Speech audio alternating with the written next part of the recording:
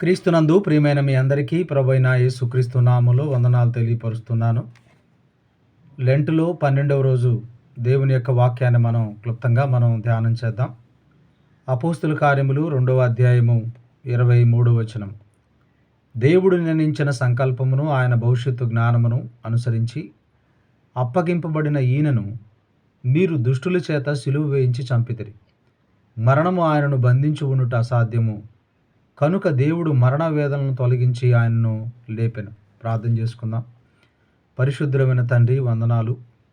ఈ సమయంలో నాతో మా అందరితో మాట్లాడమని, నీ కృప తోడుగా ఉండనిమ్మని యేసునామములో అడిగి వేడుకొంచున్నాం మా తండ్రి, ఆమేన్. క్రీస్తునందు ప్రియమైనటువంటి వాళ్ళారా, ఈరోజు మనం ధ్యానం చేయబోతా ఉన్నటువంటి అంశము దేవుని సంకల్పం. ఆదామునందు అందరూ పాపము చేయటాన్ని బట్టి అందరూ పాపులయ్యారు. అందరూ మరణానికి, శాపానికి లోనయ్యారు. అందరూ దైవోగ్రతకు పాత్రులైపోయారు.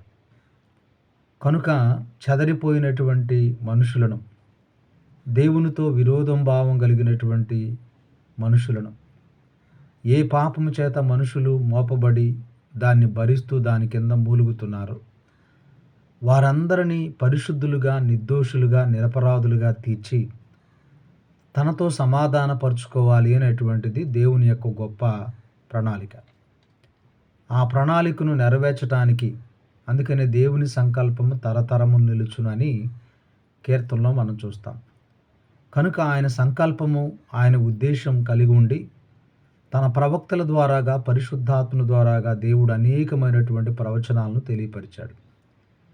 కనుక ఆ సంకల్పం నెరవేరేటువంటి సమయం వచ్చినప్పుడు యేసుక్రీస్తు ప్రభువారిని దేవుడు ఈ లోకానికి పంపాడు. వాక్యమై ఉన్నటువంటి ప్రభు ఆయన శరీరధారిగా ఆయన ఈ లోకానికి వచ్చాడు. ఆయన ఈ లోకంలో జీవించి అనేకమైనటువంటి సూచక్రియలు, బోధలు, అద్భుతాలు, దేవుని యొక్క ప్రేమను, దేవుని యొక్క మహిమను వారికి బయలుపరిచాడు. అయితే ఆయన అర్థం చేసుకునేటువంటి విషయంలో వాళ్ళు పొరపడ్డారు.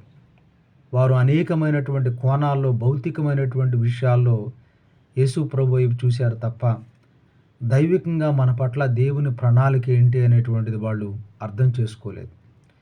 కనుక మీరు ఇక్కడ గమనించి చూసినప్పుడు దేవుడు నిశ్చయించిన సంకల్పమును, భవిష్యత్తు యొక్క జ్ఞానమును బట్టి దేవుడు యేసుక్రీస్తు ప్రభువారిని అప్పగించాడు. కనుక యేసుక్రీస్తు ప్రభు నలగొట్టబడటం, బాధింపబడటం అనేటువంటిది దేవుని యొక్క చిత్తం. అందుకని పిలాతు ముందు యేసు ప్రభువారు పరలోకము నుండి మీకు అధికారం ఇవ్వబడితే తప్ప మీరు నన్ను ఏమి చేయలేరంటాడు. యేసుక్రీస్తు ప్రభువారు కూడా నా అంతటా నేనే ప్రాణాన్ని పెడుతున్నాను తప్ప నా ప్రాణాన్ని ఎవరూ తీసుకోలేరు, పెట్టడానికి తీసుకోవటానికి నాకు అధికారం ఉంది అని అంటాడు. కనుక యేసుక్రీస్తు ప్రభువారిని బంధించడానికి వచ్చినటువంటి బంట్రోతులు కూడా ఆయన పట్టుకోవటానికి భయపడి సాగిలపడ్డప్పుడు యేసు ప్రభువారే వారి దగ్గరికి వెళ్ళి తను తాను అప్పగించుకుంటాడు. అయితే ఇక్కడ దేవుడు భవిష్యత్తు జ్ఞానమును బట్టి ఏదైతే నిర్ణయించాడో ఆ ప్రభువును వీరందరూ కూడా దుష్టుల చేత సిలువ వేయించి చంపారు. ఎందుకంటే లోకాధికారులు ఎవరికి ఆయన గురించినటువంటి జ్ఞానం, అవగాహన లేదు. వారి హృదయాలు గుడ్డితనంలో ఉన్నాయి. కనుక క్రీస్తు ప్రభువారిని అర్థం చేసుకోలేకపోయారు. దుష్టుల చేత సిలువ వేయించారంటే మీరు అపోస్తుల కార్యం 4వ అధ్యాయము 27వ వచనాన్ని కనుక మీరు చూస్తే, ఏమి జరగవలనని నీ హస్తము, నీ సంకల్పము, నీవు అభిషేకించిన నీ పరిశుద్ధ సేవకుడైన యేసుకు విరోధంగా హేరోదును, పొంతి పిలాతును, అన్యజనులను, ఇశ్రాయేలును వీళ్ళందరూ కూడా కూడుకొని ఆయన్ని ఏం చేశారంటే సిలువ వేశారు. హేరోదు, పిలాతు, అన్యజనులు, ఇశ్రాయేలు అనేటువంటి వాళ్ళందరూ కలిసి ఆయన సిలువ వేశారు. అయితే ఆయన సంకల్పం యొక్క ఉద్దేశం ఏంటి? ఆయన ఈ లోకానికి, ఆయన సంకల్పాన్ని బట్టి ఈ లోకానికి వస్తే బాప్తీసమిచ్చు యోహాను బాప్తీసం ఇస్తా ఉన్నప్పుడు బాప్తీసం పొందకుండా వారు ఆయన సంకల్పాన్ని ఏం చేస్తారంటే నిరాకరిస్తారు. ఆయన సంకల్పాన్ని వాళ్ళు వ్యతిరేకిస్తారు. ఆయనకి విరోధమైనటువంటి పనులు చేస్తారు. ఎందుకంటే యేసు ప్రభు వారిని బంధించి తీసుకొచ్చినప్పుడు పిలాతుకు ఒకటి అర్థమైంది. ఏంటంటే వీరు అసూయ చేత ఆయన్ని తీసుకొచ్చారు. మత్సరము, ఎముకలు, కుళ్ళు, అసూయ ఇంకా ప్రమాదకరమైంది. హేబేలు మీద పడి కయ్యూని చంపాడంటే కారణం ఏంటంటే అసూయ. సౌలు దావీదును వెంటాడాడంటే కారణం ఏంటంటే దావీదును దేవుడు అభిషేకించాడు, అదే ఆయనకి నచ్చలేదు. దానియేలు సింహాల భూమిలో వేయటానికి ఒక పెద్ద ఆలోచన చేశారు వాళ్ళు, దురాలోచన. కారణం ఏంటంటే అసూయ. ఇశ్రాయేలు జనాంగాన్ని, యోధా జనాంగాన్ని నాశనం చేయడానికి ఒక పెద్ద ప్రణాళిక చేస్తాడు హామాను. కారణం ఏంటంటే అసూయ, ఈర్ష్య, ద్వేషభావాలు. మీరెక్కడన్నా మీరు చూడండి, ఏసేపుకు కీడు చేయాలి, చంపాలి, అమ్మాలి అనేటువంటి ఆలోచన ఏంటంటే అసూయ, పగ. ఈరోజు మీరు గమనించండి, ఈర్ష్య, అసూయలు, పగలు, ద్వేషాలు మరి రక్త సంబంధులు కావచ్చు, ఎవరికైనా ఎంత భయంకరమైనటువంటి కీడు చేయటానికే పూనుకుంటూ ఉంటారు. ఈరోజు మనం గుర్తుపెట్టుకోండి, క్రీస్తులో మనం నేర్చుకోవాల్సింది క్షమాగుణం, ప్రేమించటం, సహించటం. శత్రువులకు కూడా మనం ప్రార్థించేటువంటి మనస్తత్వాన్ని కలిగి ఉండాలి అనేటువంటిది చెప్తున్నాడు. ఆశీర్వాదానికి వారసులుగా ఉన్నట్టుకు పిలువబడ్డారు కనుక కీడుకు ప్రతి కీడు చేయబాకండి, దోషణకు ప్రతి దోషం చేయబాకండి, మీరు దీవించండి అనేటువంటి మాట పేతురు రాసిన పత్రిక 3వ అధ్యాయం 9వ వచనంలో చూస్తాం. రోమాపత్రిక 12వ అధ్యాయంలో మేలు చేత కీడును మీరు జయించండి. అయితే ఇక్కడ యేసుక్రీస్తు ప్రభు వారికి కీడు చేయటానికి ఈ దుష్టులందరూ కూడా ఏం చేశారంటే సమకూడారు. మీరు చూసినప్పుడు కీర్తన 22వ అధ్యాయంలో వృషభములు నన్ను చుట్టుకొని ఉన్నవి, సింహములు నన్ను చుట్టుకొని ఉన్నవి, గొర్రెపోతు కొమ్ములు నన్ను చుట్టుకొని ఉన్నవి, కుక్కలు నన్ను చుట్టుకొని ఉన్నవి అని అక్కడ రోమా సైనికులను పోలుస్తూ, రోమా అధికారులను పోలుస్తూ, సిలువనొద్ద వాళ్ళందరూ కూడా నాలుకలు చరుచుకుంటూ, ఎగతాళి చేస్తూ, వ్యంగ్యంగా ఆయన్ని శారీరకంగా, మానసికంగా, ఆత్మీయంగా హింసించారు. శారీరకంగా 39 కొరడా దెబ్బలు కొట్టారు, వెంట్రుకలు పీకారు, అరచేతులతో గుద్దారు, కిరీటం పెట్టారు, శరీరాన్ని సాలవలె దున్నారు. మానసికంగా ఆయన శిష్యులు వాళ్ళందరూ కూడా దూరం అయిపోయి వెళ్ళిపోయారు.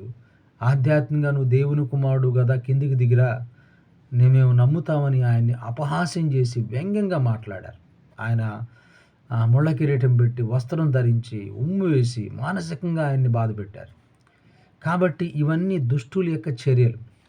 అయితే ఈ దుష్టుల యొక్క చర్యల్లో ఉన్నటువంటి దేవుని యొక్క సంకల్పం ఏంటంటే, ఒకానొక సమయంలో ఫిలిస్తీన్లు సంసోన్ను బంధించటం వారి వల్ల గాక ఇశ్రాయేలు దగ్గరికి వెళ్ళి బెదిరిస్తారు.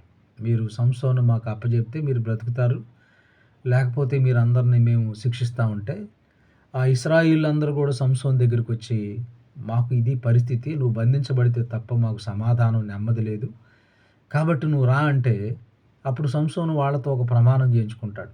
కొత్త తాళ్ళు తీసుకొచ్చి నా చేతులు కట్టండి, నన్ను బంధించి తీసుకుని వెళ్ళి ఫిలిస్తీన్లకు మీరు అప్పచెప్పండి. అయితే ఒక ప్రామిస్ ఏంటంటే, నా దగ్గరికి ఫిలిస్తీన్లు దగ్గరగా వస్తూ ఉంటారు, మీరు మాత్రం వెనుదిరిగి వెళ్ళిపోవాలి, మళ్ళీ మీరు నా దగ్గరికి రావడానికి వీలు లేదని చెప్పి, ఆ విధంగా ఆయన బంధించబడి ఫిలిస్తీన్ల దగ్గరికి వెళ్తాడు.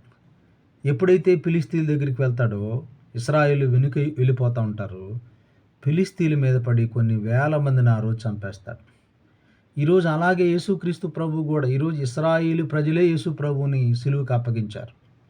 అబద్ధ సాక్ష్యాలు పుట్టించి, ఎంత అబద్ధ సాక్ష్యాలంటే రాత్రికి రాత్రి తీర్పు తీర్చి తెల్లారికల్లా సిలువ మరణానికి అప్పగించిన ఒక దుర్మార్గమైనటువంటి చర్య. అసూయ, ఈర్ష్య, మానవ క్రూరత్వంతో కూడినటువంటి పనులు.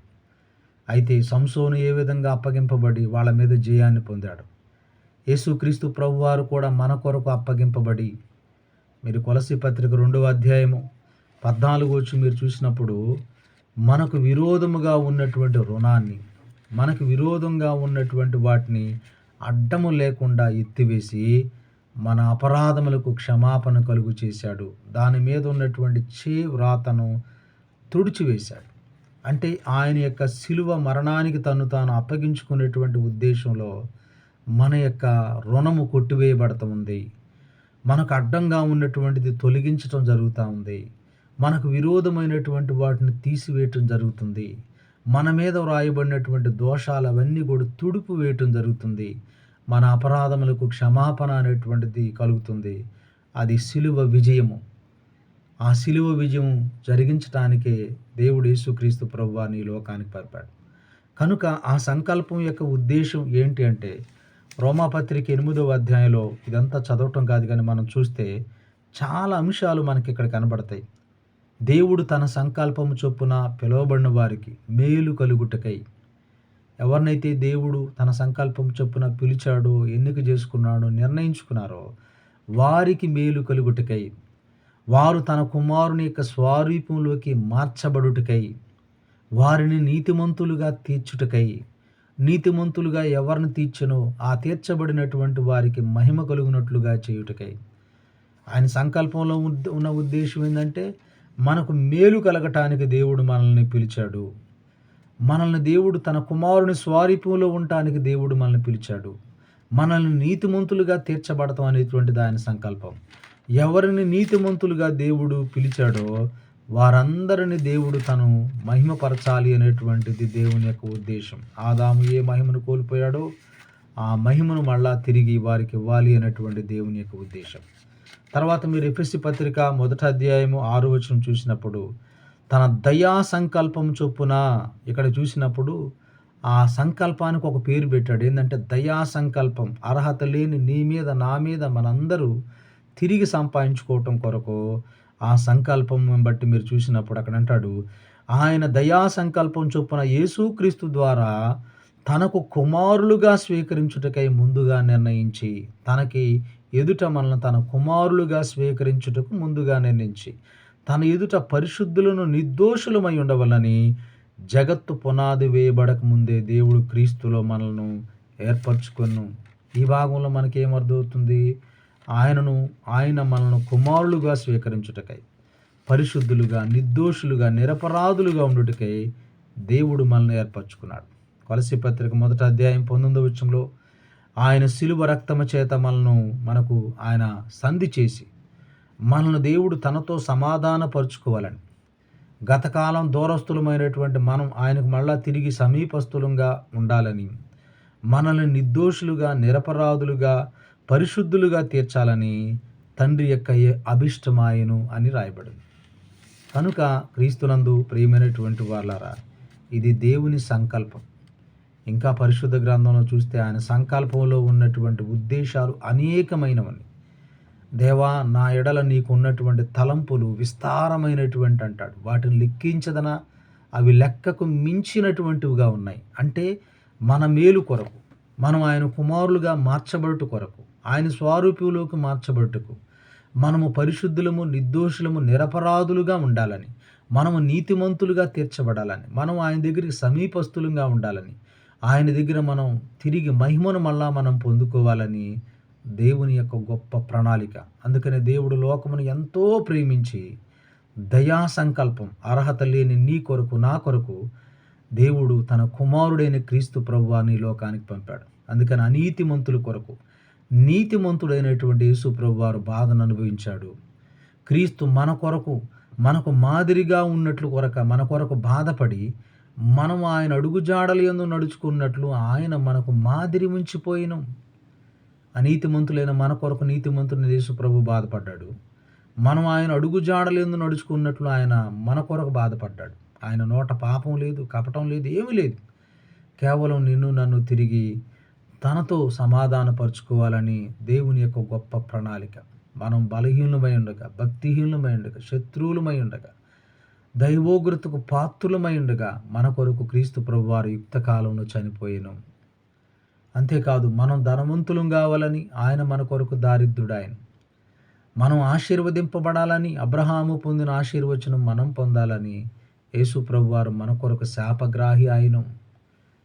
మనము ఏ అయితే మరణానికి, అపవాద దాస్యమునకు లోనై ఉన్నామో ఆయన పిల్లలంగా, ఆ పిల్లలమైనటువంటి మనల్ని విడిపించుటకు ఆయన కూడా రక్త మాంసంలో పాలిభాగస్తుడు ఆయన. హెబ్రీ 2:14.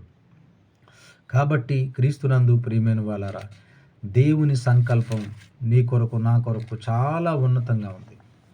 దాన్ని మనం స్వతంత్రించుకోవటానికి, ఆ సంకల్పాన్ని మనం ఎరిగి, ఆ సంకల్పం చొప్పున మనం నడిస్తే, ఆయన ఏదైతే సంకల్పం, ఉద్దేశం కలిగి ఉన్నాడో దానిలో మనం పాలిభాగస్తులవుతాం. ఆ సంకల్పాన్ని బట్టి దేవుడు మన కొరకు అనేకమైనటువంటి మేలులు ఏవైతే సిద్ధపరిచాడో ఆ స్వాస్యమును మనం పొందుకోవటానికి హక్కుదారులు అవుతాం. కనుక ఆనాటి యూదులకి, అధికారులకి, అన్యులకి, ఆనాటి సమాజానికి ఆయన సంకల్పం అర్థం కావట్లేదు. ఈరోజు వరకు చాలామందికి ఆయన సంకల్పం అర్థం కావట్లేదు. కనుక నోవాహు ఓడ కడతా ఉన్నాడంటే ఎవరికి అర్థం కాలేదు. తినుచు, త్రాగుచు, పెళ్ళిళ్ళు చేసుకుంటా ఉన్నారు. ఆయన సంకల్పం నెరవేరే రోజు వచ్చింది. అందరూ నీళ్ళలో కొట్టుకొని పోయి చచ్చిపోయారు. అలాగే ఈరోజు ఈ లోకం పరిస్థితి కూడా అంతే. ఎవరైతే ప్రభువుని ఎరిగి దేవుని సంకల్పాన్ని ఎరిగి ఉంటారో వారి కొరకు అనేకమైన ఈవులు సిద్ధపరచబడినాయని వారు గుర్తెరిగి ఆయన బిడ్డలుగా నమ్మకంగా జీవిస్తారు. కనుక మనం అలాగ జీవించడానికి దేవుడు తనకు మనందరికీ అట్టి కృప దేవుడు మనకు అనుగ్రహించును కాక. ఆమెను చిన్న ప్రార్థన చేసుకుందాం. పరిశుద్ధుడా, ఈ మాటలు మా అందరి హృదయంలో ఫలింపు చేయమని మా ప్రభువైన యేసు నామములో అడిగి వేడుకొంచున్నాం తండ్రి. ఆమెన్. ప్రభు మిమ్మల్ని దీవించును కాక. ఆమెన్. అందరికీ వందనాలు.